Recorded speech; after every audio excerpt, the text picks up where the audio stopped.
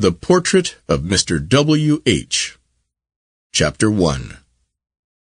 I had been dining with Erskine in his pretty little house in Birdcage Walk, and we were sitting in the library over our coffee and cigarettes, when the question of literary forgeries happened to turn up in conversation.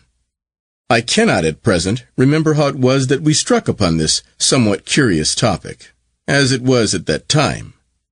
But I know that we had a long discussion about Macpherson, Ireland, and Chatterton, and that with regard to the last, I insisted that his so-called forgeries were merely the result of an artistic desire for perfect representation, that we had no right to quarrel with an artist for the conditions under which he chooses to present his work, and that all art being to a certain degree a mode of acting, an attempt to realize one's own personality on some imaginative plane out of reach of the trammeling accidents and limitations of real life, to censure an artist for a forgery was to confuse an ethical with an aesthetical problem.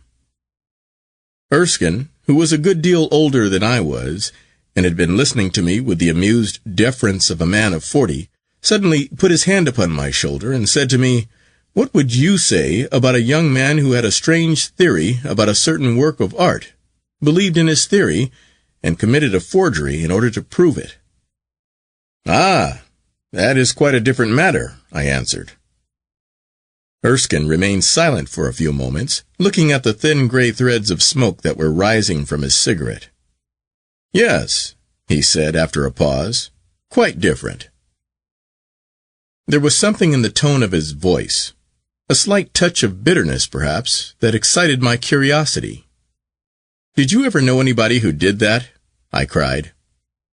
"Yes," he answered, throwing his cigarette into the fire. "A great friend of mine, Cyril Graham.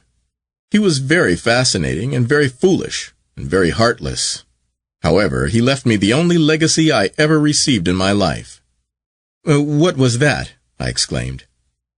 Erskine rose from his seat, and going over to a tall, inlaid cabinet that stood between the two windows, unlocked it, and came back to where I was sitting, holding in his hand a small panel picture set in an old and somewhat tarnished Elizabethan frame.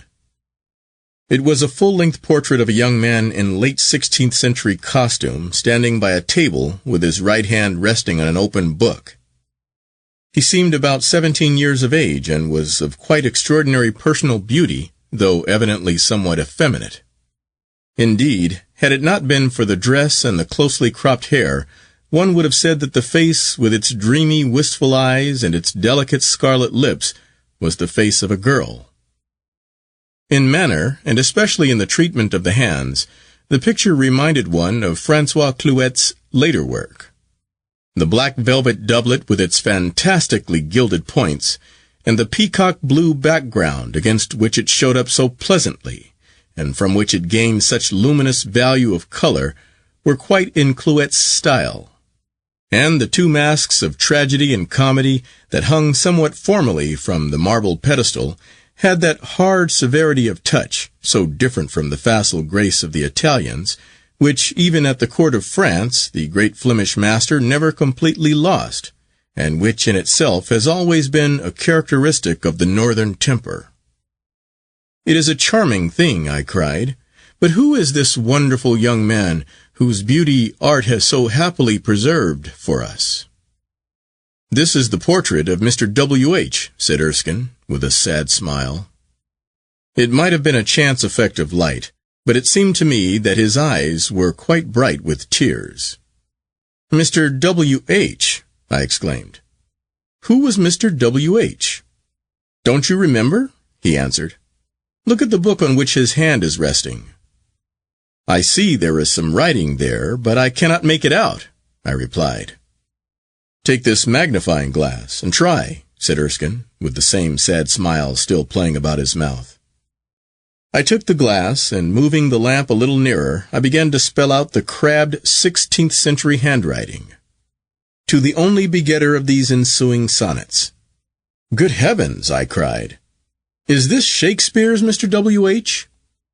"Cyril Graham used to say so," muttered Erskine. "But it is not a bit like Lord Pembroke," I answered. "I know the Penshurst portraits very well, I was staying near there a few weeks ago." "Do you really believe, then, that the sonnets are addressed to Lord Pembroke?" he asked.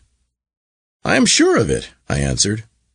"Pembroke, Shakespeare, and Mrs. Mary Phaeton are the three personages of the sonnets. There is no doubt at all about it." "Well, I agree with you," said Erskine, "but I did not always think so.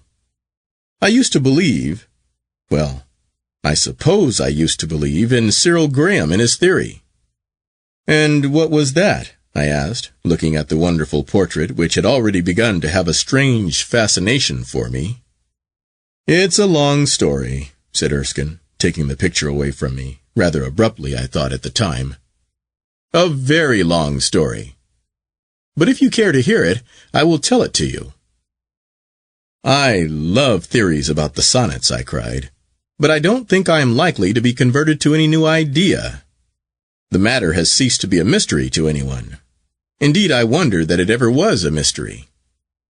"As I don't believe in the theory, I am not likely to convert you to it," said Erskine, laughing. "But it may interest you." "Tell it to me, of course," I answered. "If it is half as delightful as the picture, I shall be more than satisfied." "Well," said Erskine, lighting a cigarette, "I must begin by telling you about Cyril Graham himself.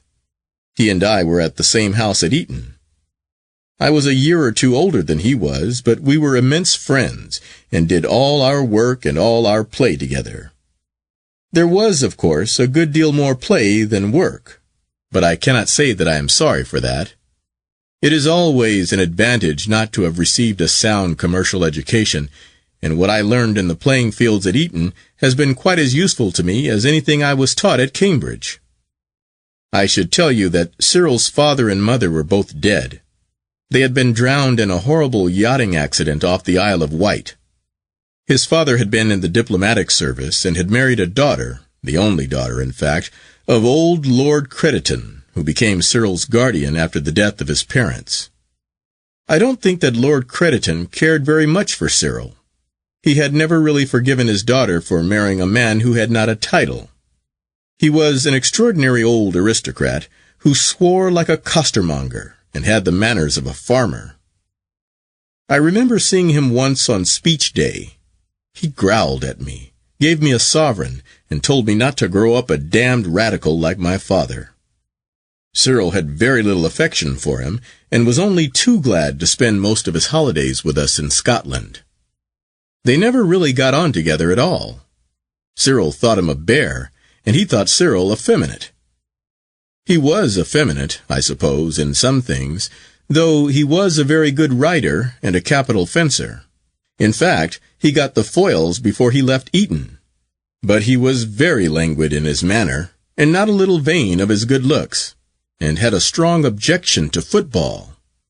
The two things that really gave him pleasure were poetry and acting. At Eton, he was always dressing up and reciting Shakespeare, and when we went up to Trinity, he became a member of the ADC his first term. I remember I was always very jealous of his acting. I was absurdly devoted to him. I suppose because we were so different in some things. I was a rather awkward, weakly lad, with huge feet, and horribly freckled. Freckles run in Scotch families just as gout does in English families. Cyril used to say that of the two he preferred the gout, but he always set an absurdly high value on personal appearance, and once read a paper before our debating society to prove that it was better to be good-looking than to be good. He certainly was wonderfully handsome. People who did not like him, Philistines and college tutors and young men reading for the church, used to say that he was merely pretty, but there was a great deal more in his face than mere prettiness.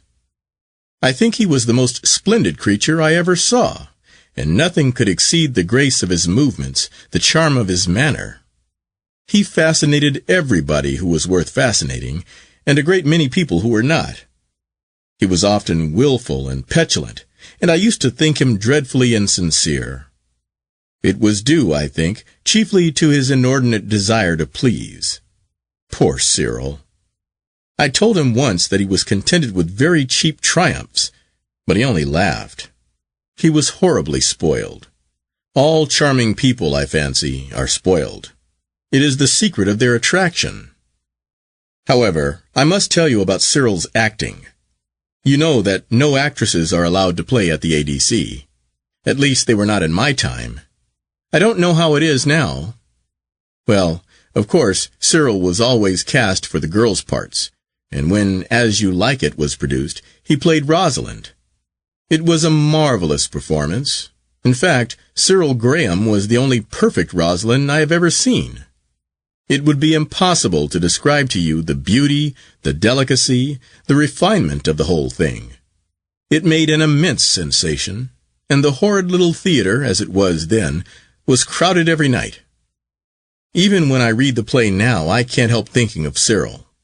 It might have been written for him. The next term he took his degree and came to London to read for the diplomatic. But he never did any work. He spent his days in reading Shakespeare's sonnets and his evenings at the theatre. He was, of course, wild to go on the stage. It was all that I and Lord Crediton could do to prevent him. Perhaps if he had gone on the stage he would be alive now. It is always a silly thing to give advice, but to give good advice is absolutely fatal. I hope you will never fall into that error. If you do, you will be sorry for it. Well, to come to the real point of the story, one day I got a letter from Cyril asking me to come round to his rooms that evening. He had charming chambers in Piccadilly overlooking the Green Park, and as I used to go to see him every day, I was rather surprised at his taking the trouble to write. Of course I went, and when I arrived I found him in a state of great excitement. He told me that he had at last discovered the true secret of Shakespeare's sonnets, that all the scholars and critics had been entirely on the wrong tack, and that he was the first who, working purely by internal evidence, had found out who Mr. W.H. really was. He was perfectly wild with delight, and for a long time would not tell me his theory. Finally, he produced a bundle of notes, took his copy of the sonnets off the mantelpiece, and sat down and gave me a long lecture on the whole subject. He began by pointing out that the young man to whom Shakespeare addressed these strangely passionate poems must have been somebody who was a really vital factor in the development of his dramatic art, and that this could not be said either of Lord Pembroke or Lord Southampton. Indeed, whoever he was, he could not have been anybody of high birth, as was shown very clearly by the 25th sonnet, in which Shakespeare, contrasting himself with those who are great princes' favourites, says, quite frankly, "Let those who are in favour with their stars of public honour and proud titles boast, whilst I, whom fortune of such triumph bars, unlooked for joy in that I honour most," and ends the sonnet by congratulating himself on the mean state of him he so adored. "Then happy I that love and am beloved, where I may not remove, nor be removed." This sonnet, Cyril declared, would be quite unintelligible if we fancied that it was addressed to either the Earl of Pembroke or the Earl of Southampton, both of whom were men of the highest position in England, and fully entitled to be called great princes. And he, in corroboration of his view, read me sonnets 124 and 125, in which Shakespeare tells us that his love is not the child of state, that it suffers not in smiling pomp, but is builded far from accident.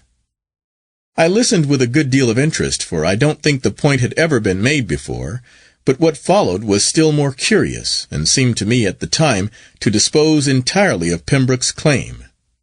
We know from Mears that the sonnets had been written before 1598, and Sonnet 104 informs us that Shakespeare's friendship with Mr. W.H. had been already in existence for 3 years. Now, Lord Pembroke, who was born in 1580, did not come to London till he was 18 years of age, that is to say, till 1598, and Shakespeare's acquaintance with Mr. W.H. must have begun in 1594, or at the latest in 1595. Shakespeare accordingly could not have known Lord Pembroke till after the sonnets had been written.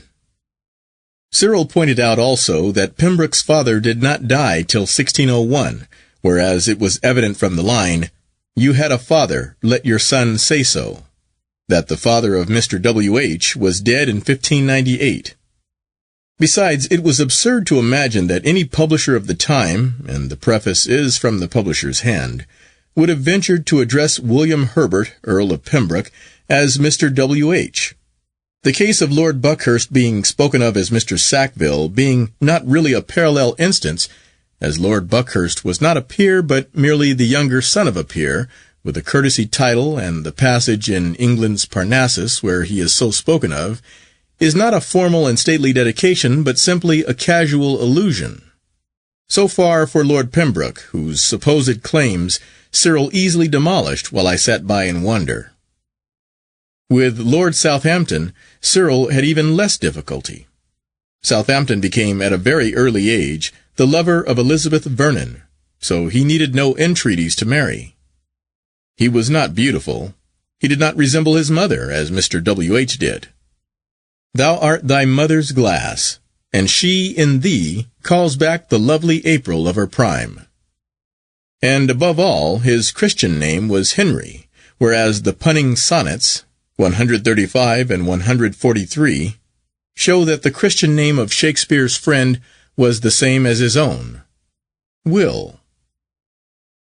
As for the other suggestions of unfortunate commentators that Mr. W.H. is a misprint for Mr. W.S., meaning Mr. William Shakespeare, that Mr. W.H. All should be read Mr. W. Hall, that Mr. W.H. is Mr. William Hathaway, and that a full stop should be placed after wisheth, making Mr. W.H. the writer and not the subject of the dedication.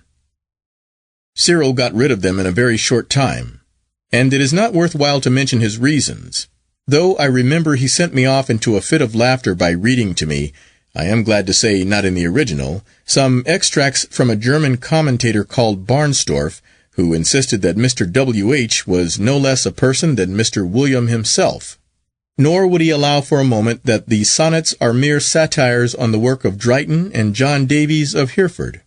To him, as indeed to me, they were poems of serious and tragic import, wrung out of the bitterness of Shakespeare's heart, and made sweet by the honey of his lips. Still less would he admit that they were merely a philosophical allegory, and that in them Shakespeare is addressing his ideal self, or ideal manhood, or the spirit of beauty, or the reason, or the divine logos, or the Catholic Church. He felt, as indeed I think we all must feel, that the sonnets are addressed to an individual, to a particular young man whose personality for some reason seems to have filled the soul of Shakespeare with terrible joy and no less terrible despair. Having in this manner cleared the way, as it were, Cyril asked me to dismiss from my mind any preconceived ideas I might have formed on the subject, and to give a fair and unbiased hearing to his own theory. The problem he pointed out was this: who was that young man of Shakespeare's day who, without being of noble birth or even of noble nature, was addressed by him in terms of such passionate adoration that we can but wonder at the strange worship, and are almost afraid to turn the key that unlocks the mystery of the poet's heart? Who was he whose physical beauty was such that it became the very cornerstone of Shakespeare's art, the very source of Shakespeare's inspiration, the very incarnation of Shakespeare's dreams? To look upon him as simply the object of certain love poems is to miss the whole meaning of the poems, for the art of which Shakespeare talks in the sonnets is not the art of the sonnets themselves, which indeed were to him but slight and secret things. It is the art of the dramatist to which he is always alluding, and he to whom Shakespeare said, "Thou art all my art, and dost advance as high as learning my rude ignorance."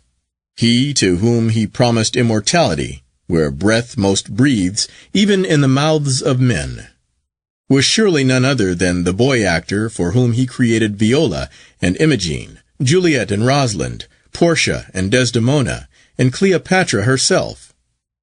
This was Cyril Graham's theory, evolved, as you see, purely from the sonnets themselves, and depending for its acceptance not so much on demonstrable proof or formal evidence, but on a kind of spiritual and artistic sense by which alone he claimed could the true meaning of the poems be discerned. I remember his reading to me that fine sonnet. How can my muse want subject to invent, whilst thou dost breathe, that pourest into my verse thine own sweet argument, too excellent for every vulgar paper to rehearse?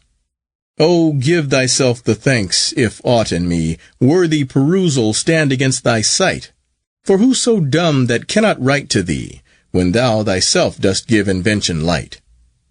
Be thou the 10th muse, 10 times more in worth than those old 9 which rhymers invocate. And he that calls on thee, let him bring forth eternal numbers to outlive long date. And pointing out how completely it corroborated his theory. And indeed he went through all the sonnets carefully, and showed, or fancied that he showed, that according to his new explanation of their meaning, things that had seemed obscure, or evil, or exaggerated, became clear and rational, and of high artistic import, illustrating Shakespeare's conception of the true relations between the art of the actor and the art of the dramatist. It is, of course, evident that there must have been in Shakespeare's company some wonderful boy actor of great beauty, to whom he entrusted the presentation of his noble heroines, for Shakespeare was a practical theatre manager, as well as an imaginative poet, and Cyril Graham had actually discovered the boy actor's name. He was Will, or as he preferred to call him, Willie Hughes. The Christian name he found, of course, in the punning Sonnets, 135 and 143. The surname was, according to him, hidden in the 7th line of the 20th sonnet, where Mr. W.H. is described as a man in hue, all hues in his controlling.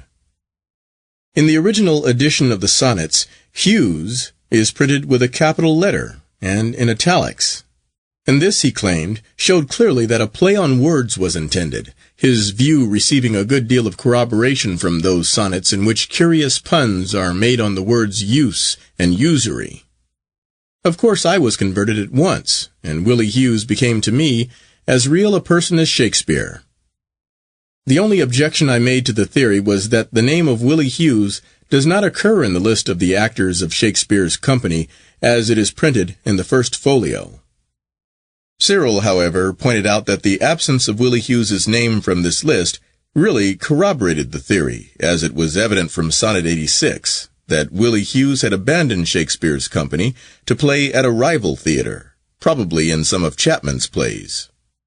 It is in reference to this that in the great sonnet on Chapman, Shakespeare said to Willie Hughes, "But when your countenance filled up his line, then lacked I matter that enfeebled mine." The expression, "when your countenance filled up his line," referring obviously to the beauty of the young actor giving life and reality, and added charm to Chapman's verse, the same idea being also put forward in the 79th sonnet. "Whilst I alone did call upon thy aid, my verse alone had all thy gentle grace. But now my gracious numbers are decayed, and my sick muse doth give another place." And in the immediately preceding sonnet, where Shakespeare says, "Every alien pen has got my use, and under thee their poesy disperse." The play upon words, use equals hues, being of course obvious, and the phrase under thee their poesy disperse, meaning by your assistance as an actor bring their plays before the people. It was a wonderful evening, and we sat up almost till dawn reading and rereading the sonnets. After some time, however, I began to see that before the theory could be placed before the world in a really perfected form, it was necessary to get some independent evidence about the existence of this young actor, Willie Hughes. If this could be once established, there could be no possible doubt about his identity with Mr. W.H.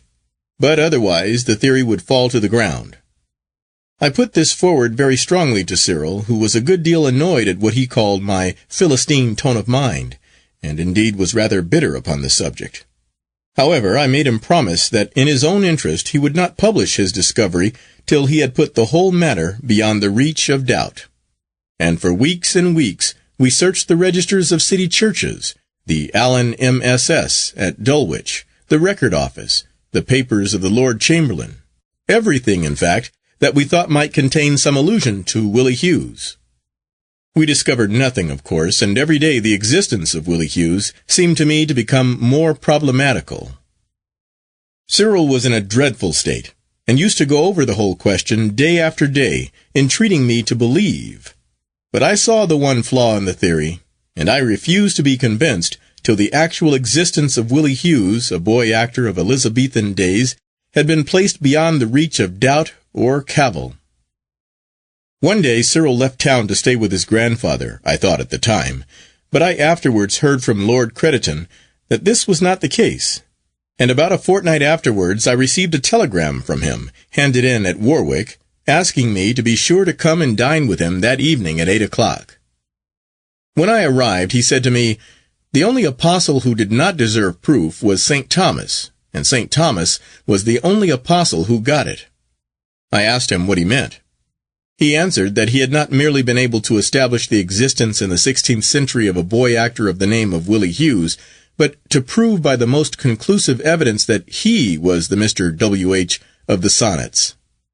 He would not tell me anything more at the time, but after dinner he solemnly produced the picture I showed you, and told me that he had discovered it by the merest chance nailed to the side of an old chest that he had bought at a farmhouse in Warwickshire. The chest itself, which was a very fine example of Elizabethan work, he had, of course, brought with him, and in the center of the front panel the initials W.H. were undoubtedly carved. It was this monogram that had attracted his attention, and he told me that it was not till he had had the chest in his possession for several days that he had thought of making any careful examination of the inside. One morning, however, he saw that one of the sides of the chest was much thicker than the other, and looking more closely he discovered that a framed panel picture was clamped against it. On taking it out, he found it was the picture that is now lying on the sofa. It was very dirty and covered with mold, but he managed to clean it, and to his great joy saw that he had fallen by mere chance on the one thing for which he had been looking. Here was an authentic portrait of Mr. W.H. with his hand resting on the dedicatory page of the Sonnets, and on the frame itself could be faintly seen the name of the young man written in black uncial letters on a faded gold ground, Master Will Hughes. Well, what was I to say?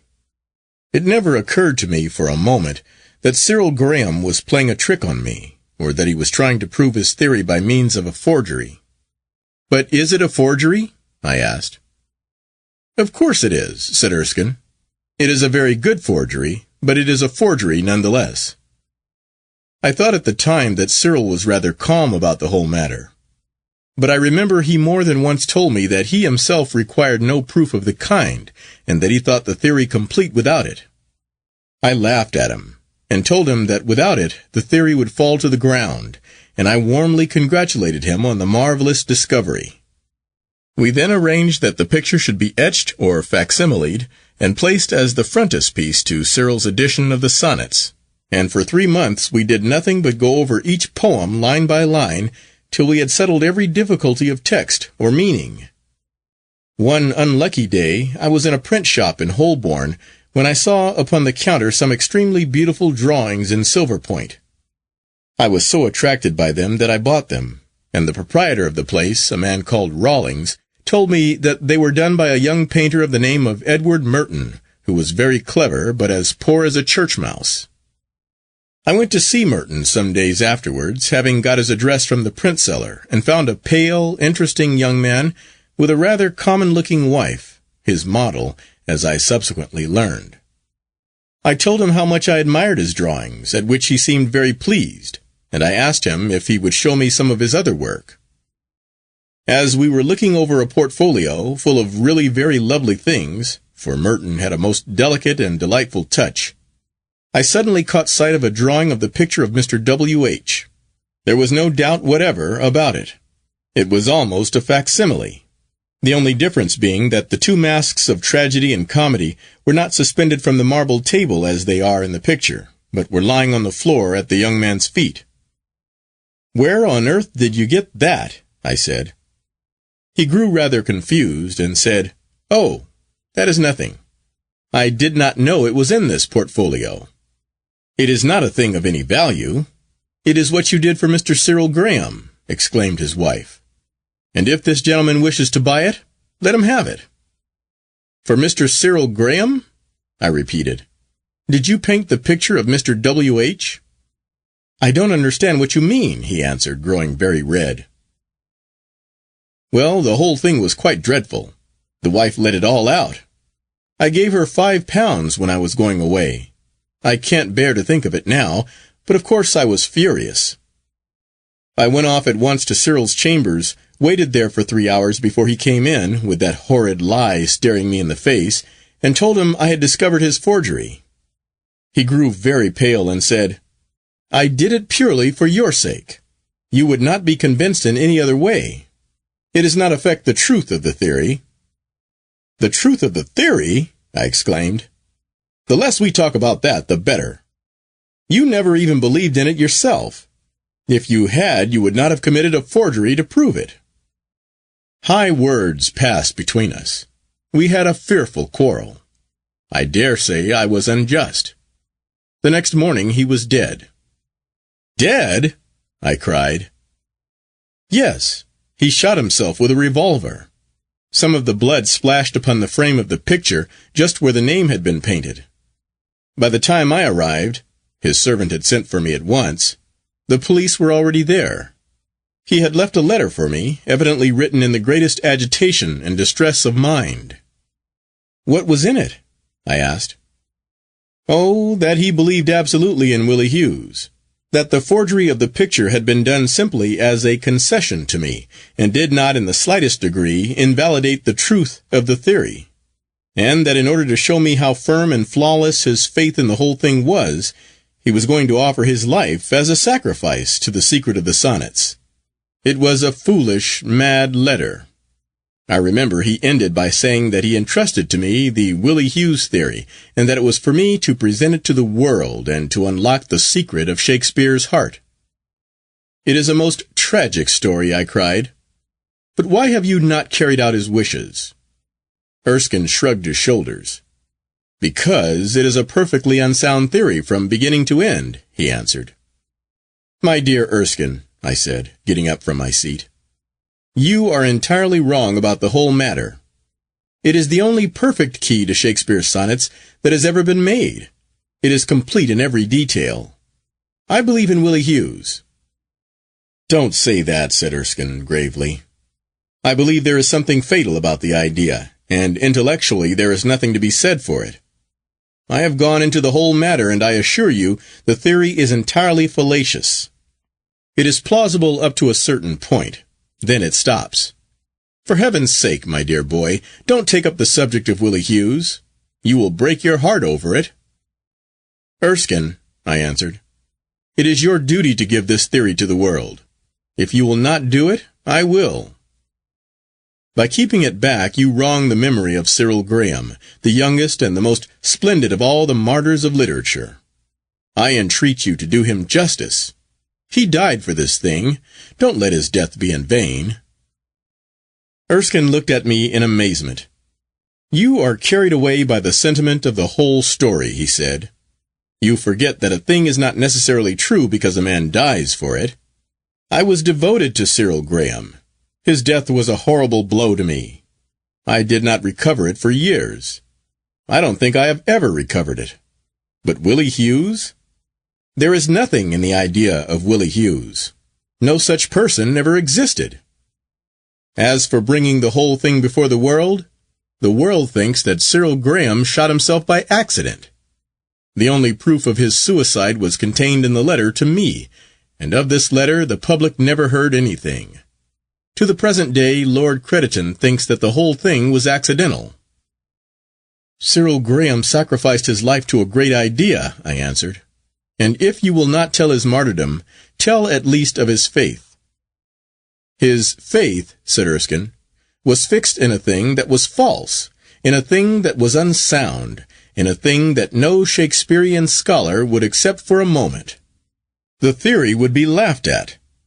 Don't make a fool of yourself, and don't follow a trail that leads nowhere. You start by assuming the existence of the very person whose existence is the thing to be proved. Besides, everybody knows that the sonnets were addressed to Lord Pembroke. The matter is settled once for all." "The matter is not settled," I exclaimed. I will take up the theory where Cyril Graham left it, and I will prove to the world that he was right." "Silly boy," said Erskine. "Go home. It is after 2, and don't think about Willie Hughes any more. I'm sorry I told you anything about it, and very sorry indeed that I should have converted you to a thing in which I don't believe." "You have given me the key to the greatest mystery of modern literature," I answered, "and I shall not rest till I have made you recognize, till I have made everybody recognize, that Cyril Graham was the most subtle Shakespearean critic of our day." As I walked home through St. James's Park, the dawn was just breaking over London. The white swans were lying asleep on the polished lake, and the gaunt palace looked purple against the pale green sky. I thought of Cyril Graham, and my eyes filled with tears.